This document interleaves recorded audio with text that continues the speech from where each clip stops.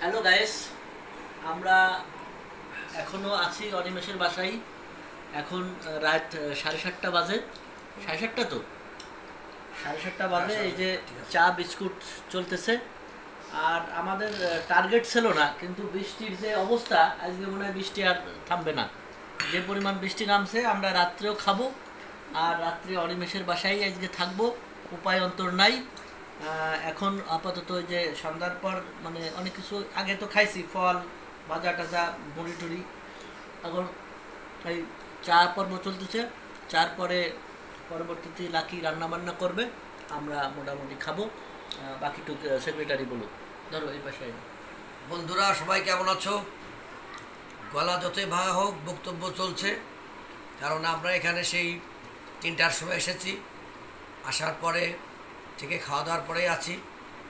এখন আমাদের সন্ধ্যাকালীন চা নাস্তা চলছে এবং ওইদিকে রান্নাবাড়ারও আয়োজন হচ্ছে। আর বৃষ্টির থামার কোনোই সম্ভাবনা নেই। না না না, বাড়িতে আমি মোবাইল করে বউকে বলেছি যে আজকে আসা সম্ভব না, ওইটা চরম খারাপ। চরম খারাপ।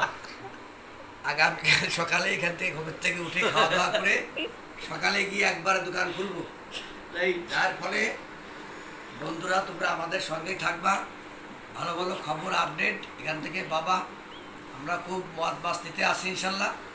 এবং আমাদের এই আনন্দ ঘন পরিবেশ, এই বৃষ্টি, এই আষাঢ়ের এই চলমান বৃষ্টি খুবই আনন্দদায়ক মনে হচ্ছে।